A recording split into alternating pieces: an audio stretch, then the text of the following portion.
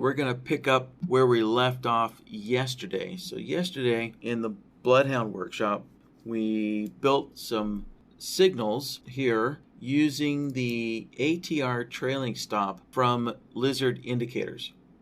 All right, so this indicator, if I open up NinjaTrader here, so here's the indicator window. So it is the AMA or the AMA ATRTrailingStop indicator, and that comes from Lizard indicators. So you can see the little folder up here. Right, so you can get these indicators from lizardindicators.com, and I'm pretty sure the ATRTrailingStop is also available on Futures.io. I think this is one of the more common ones that you'll see on Futures.io as well. All right, so yeah, so what we made, so yesterday what we produced were some trade signals in BloodHound that generate a signal when price comes and touches or pulls back to the trailing stop line there, right? Like where I have the arrow there. That's a classic example there of, right, a little pullback. And also, we also have another one right there. Yep. And also, what was critical about this question is that there was only to be 2 signals per trend direction, right? So, yeah, per trend direction of the indicator, there's only to be 2 signals there. Let's see. Yeah, I'm not really seeing an example of 2 touches. Let's see, maybe this longer trend. Nope. But in any case, so the BloodHound template was designed so that you'll only get 2 signals per trend direction there. So there's a limitation to it. All right, so now that you guys understand what the question is, today we're going to set up the stop loss and the profit target that goes along with this question here.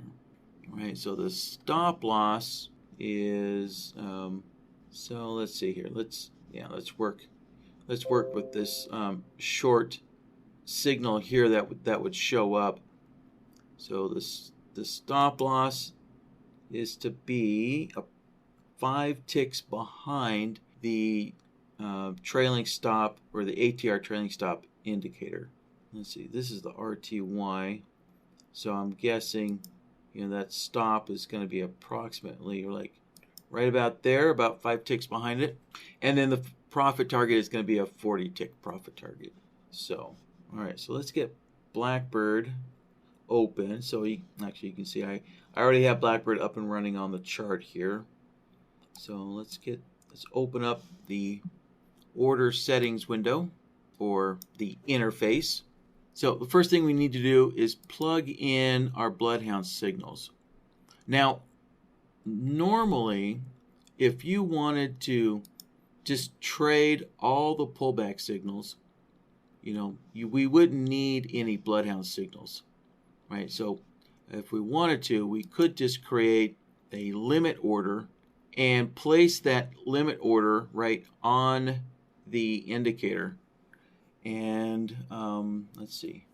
Yeah, so if you wanted to trade this discretionarily, so let me add that caveat there, that if you wanted to trade this discretionarily, you could create a limit order and place that limit order right on the ATR trailing stop indicator, and then have the entry order just follow the indicator. But if you want to automate this, then you will need some BloodHound signals that tell BlackBird what the trade direction is.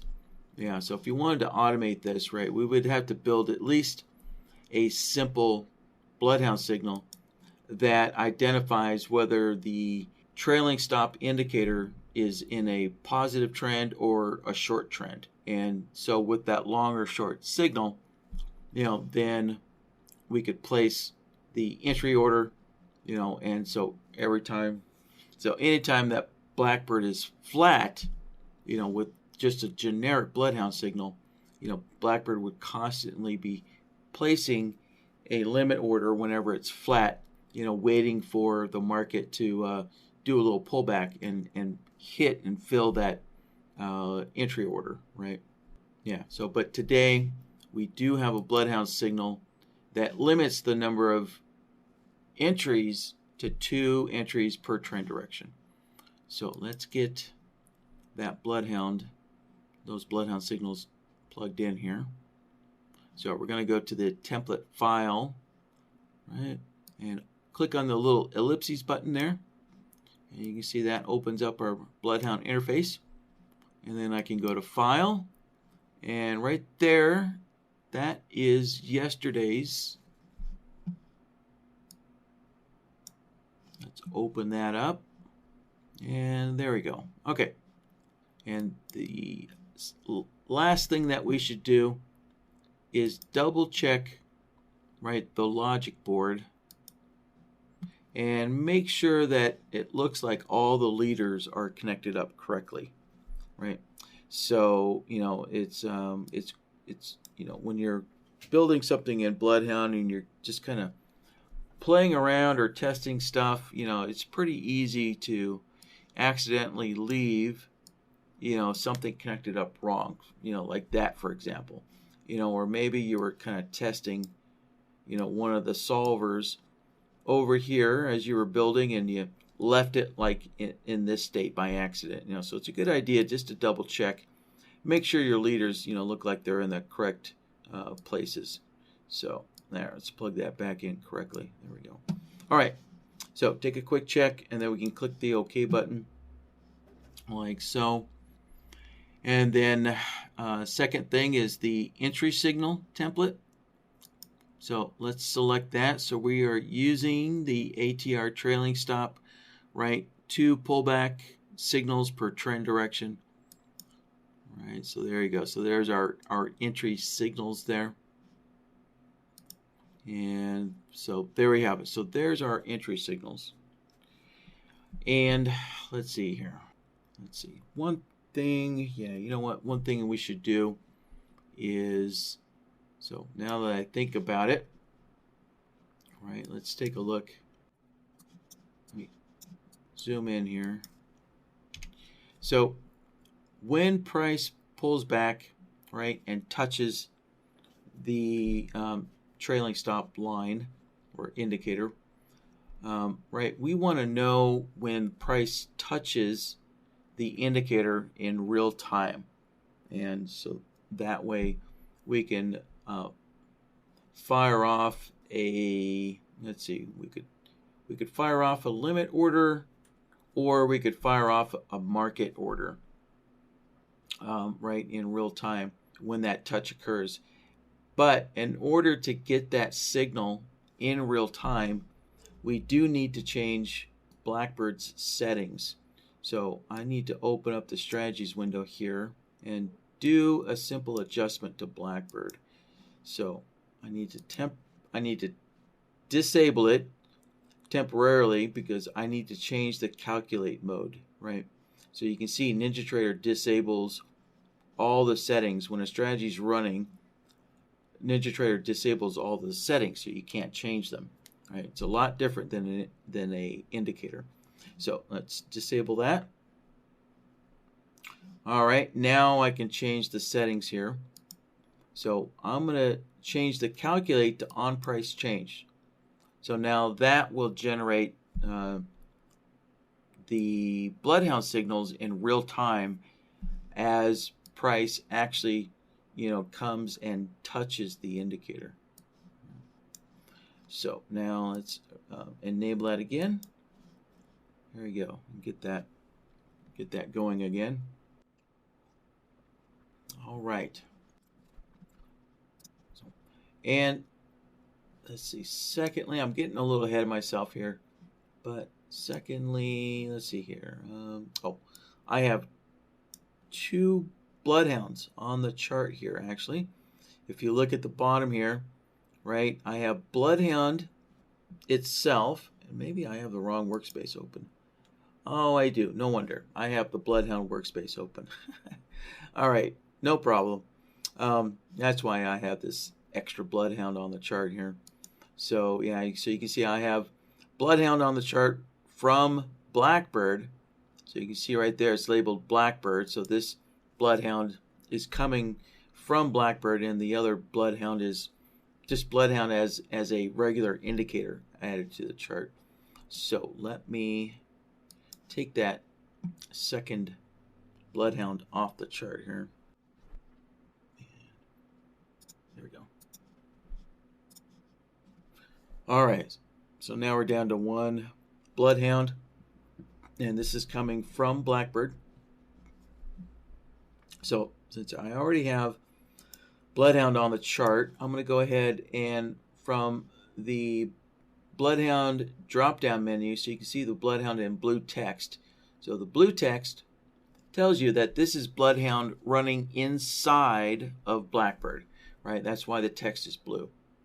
So, and from here, I can select my ATR trailing stop, signal template, right? There. And so there's a touch signal. And let's see, what else do we have here? Yeah, there is one that I had marked earlier with an arrow. And there's the one earlier there. So let's open up BlackBird again, open up the interface and continue setting up the orders here. So now, since we're generating signals in real time as price actually touches the indicator, the safest thing to do with NinjaTrader is to submit a market order. And we'll kind of demonstrate this here in a little bit. So I'm going to convert this entry to a market order. Right? And that's the safest thing to do. Now, we can submit a limit or a stop order, on the indicator if we want. But when you're running NinjaTrader on a sim account, NinjaTrader likes to pop up, these little warning messages telling you that your order's in an invalid location, right? So it's kind of problematic, when you're testing stuff using a sim account. So, if it's a live account, I've never seen a broker submit those warning messages, so if you submit a limit order on the wrong side of the market, right, the exchange is supposed to just fill that as a market order. But for some reason, NinjaTrader likes to throw up a warning message when you're using a sim account versus using a live account. So obviously we're on a sim account here. So I'm going to use a market entry just to get this tested. And then we can switch this over to, I think what probably should be a stop entry. Yeah, since this is going to be a signal in real time, this probably should be a stop entry. And we'll switch that over so you can see, the problems that you'll have with NinjaTrader using a sim account. So, all right, so there's our entry order. And so now the stop loss is going to be a 5-tick offset from the trailing stop indicator. All right, so I'm going to go and hit custom. So we're going to create a custom. Actually, no, let me do this. This will be a little bit easier. Let's use the parabolic SAR, and let's use the trailing one, right? Probably this.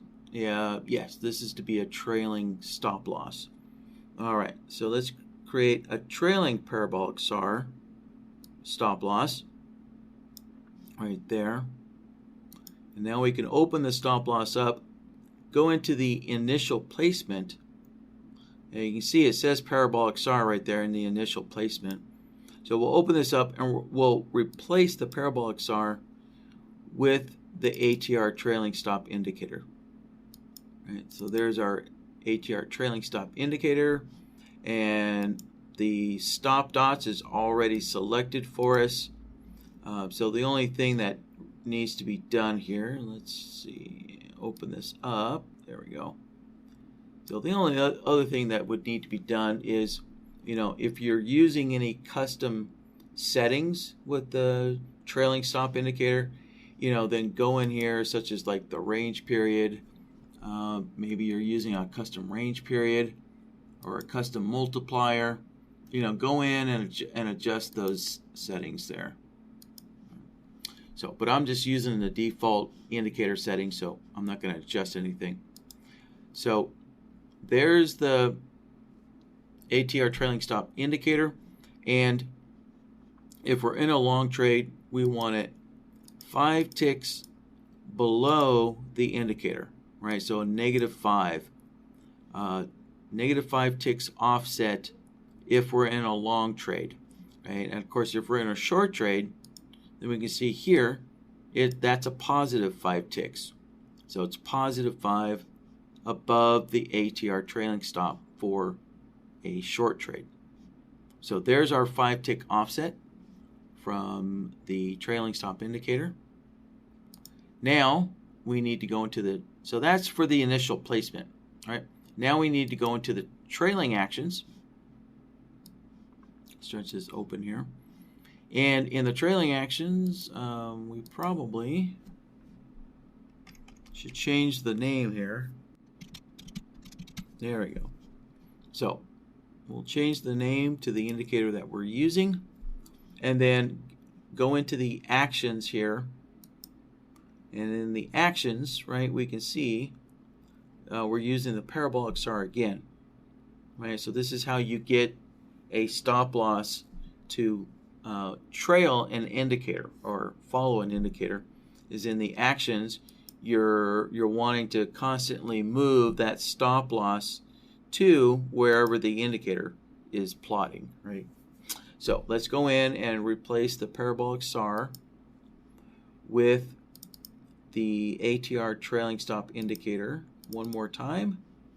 And again, right, the stop dot plot is already selected for us, and if necessary, go in and adjust any of the indicator settings there if you're using custom settings. And then lastly, we need to remember to create that offset. So there we go. All right, so if we're in a long trade, we want a -5 ticks, right? So -5, we'll put it below the trailing stop indicator right there. All right, and that's it. So with the stop loss, right, we used the built-in quick list parabolic SAR stop loss, and then we just replaced the parabolic SAR with our ATR trailing stop indicator, right?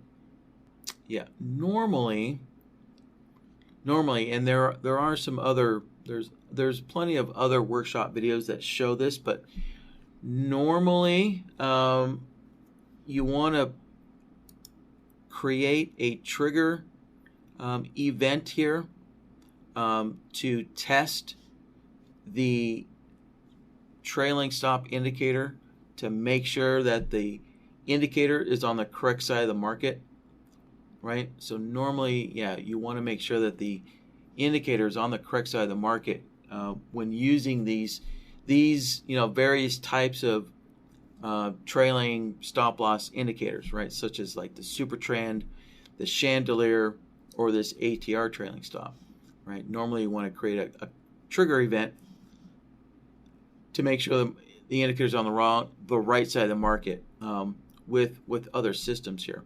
But in our particular case, we know that when we get a BloodHound signal, that the indicator is always going to be on the correct side of the market when we get a BloodHound signal, right? So the BloodHound signal is doing that test of the indicator being on the correct side of the market for us here. But if you want to use one of these trailing indicators here for discretionary trading or some other kind of system, yeah, you might need to create a trigger event here. So, and like I said, that's in plenty of other workshop videos here. So I'll just kind of forgo that, but just as a little mental note there to be aware of. So, all right, and the last thing we need to do is put in our target. So our target's going to be a 40 tick profit target. So I'll just use the 10 tick one here from the quick list, and then we'll open up our profit target, go to the options tab, and there is the initial placement. So I can open that up and increase our offset to 40 ticks, like so. All right, and there we have it. All right, so we have our entry order in place, and our profit target and stop loss. So we are done. And yeah, so let me save this here. Okay, so there we have a name. So there is today's workshop date. We have BloodHound signals in here. The entry is a market entry, and then our profit target is 40 ticks, and then our stop loss is the ATR trailing stop with trailing rolls added to the trailing stop indicator, or for the trailing stop indicator. All right, so let's save that. There we go. So that is saved. So now all right, I'm going to have to do a couple of things here. Well, who knows? Maybe the market might actually come up. Oh, look at that. All right. Looks like we lucked out here. We might get a signal here in just a split second.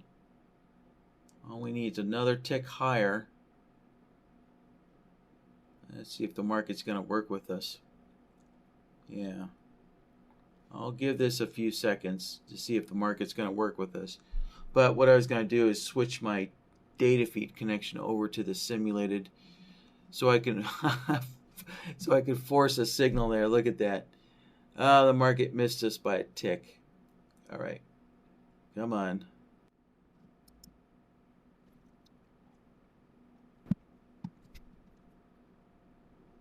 All right, yeah, it looks like the market's just not going to work with us. So let me change my data feeds here. So I'm going to turn off BlackBird, and then I can switch my data feeds over. So let me pull up the simulated data feed. BlackBird re-enabled. There.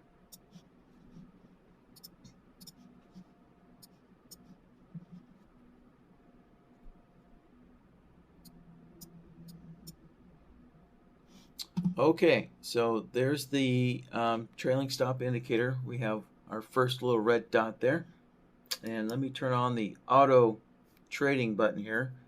All right, I'll let one more bar go by. There we go. So now let me move the market up.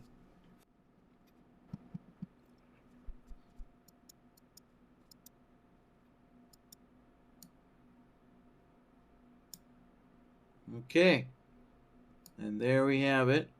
So there's our little price touching the indicator, and it fired off with a market order getting in. And then of course the hope is that the market will turn around and bounce off that indicator there.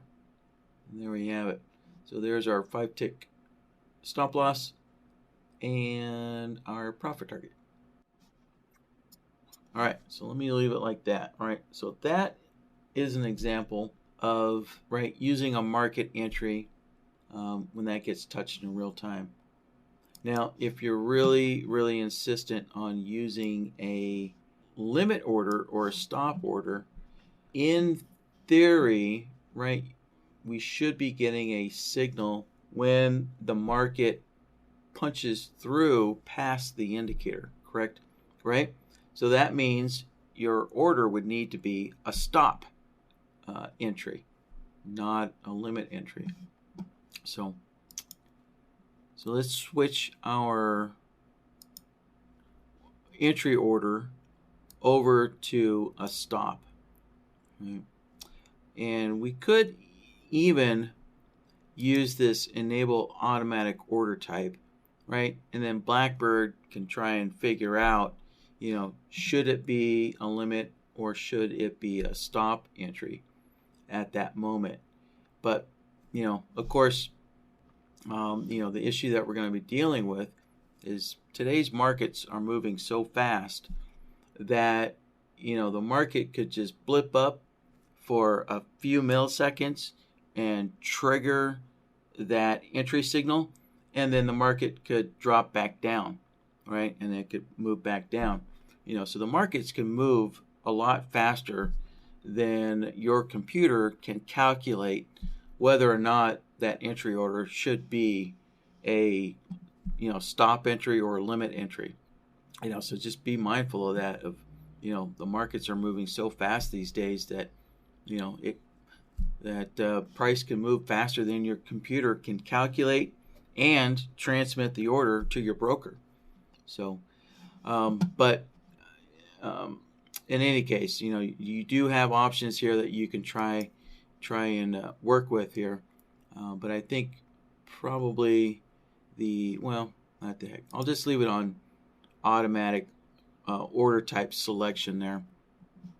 And so I'm doing this just to kind of demonstrate. Hold on. Sorry.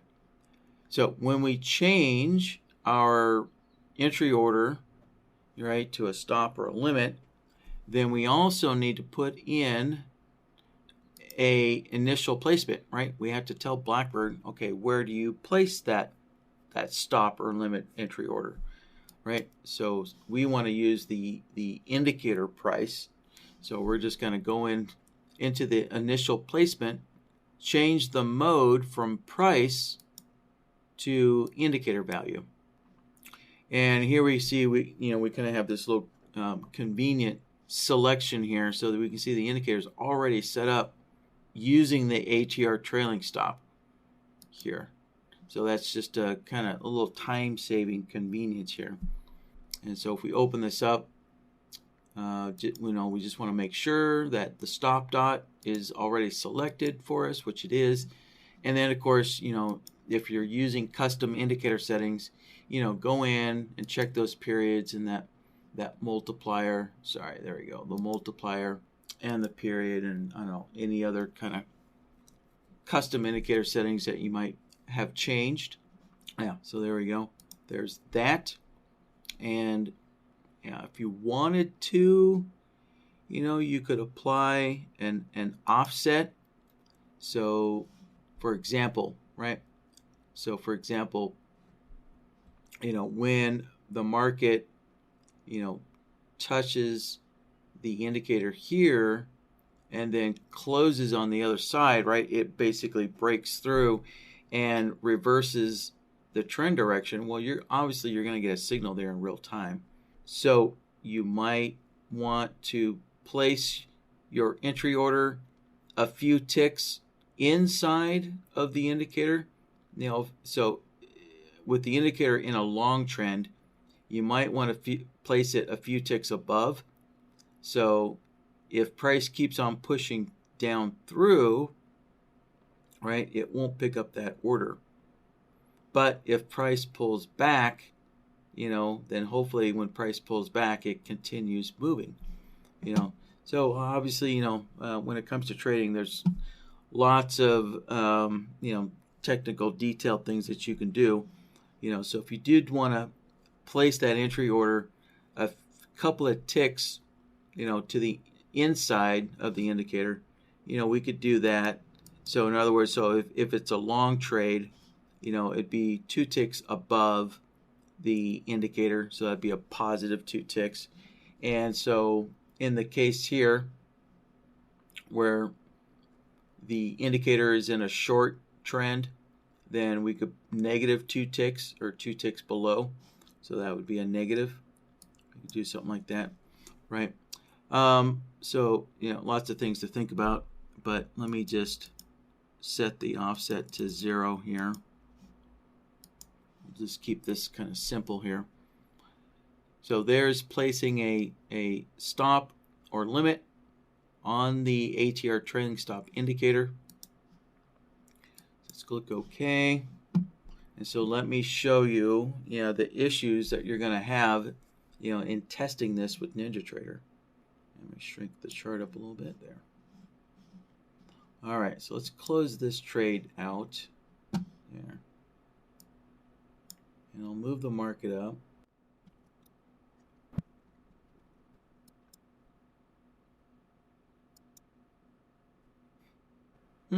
All right. Well, that actually got placed, no problem. Good. Yeah. So what I was expecting to see is normally you would expect to see these little warning messages or error messages. I'm not sure if Ninja calls them error messages or warning messages, but usually there's a message that pops up telling you that you're trying to place an order on the wrong side of the market, or basically you're placing an order at a invalid price, right? And of course that is when you're using NinjaTrader's sim account here, right? So when you're trading live with your broker, if you place an order, a stop order or a limit order on the wrong side of the market, right, it's supposed to just get filled as a market order. So, right, it gets converted to a market order and just gets filled. All right, well, yeah, it looks like I'm not going to get that warning message to pop up here. So I will just kind of leave it at that for this first question here.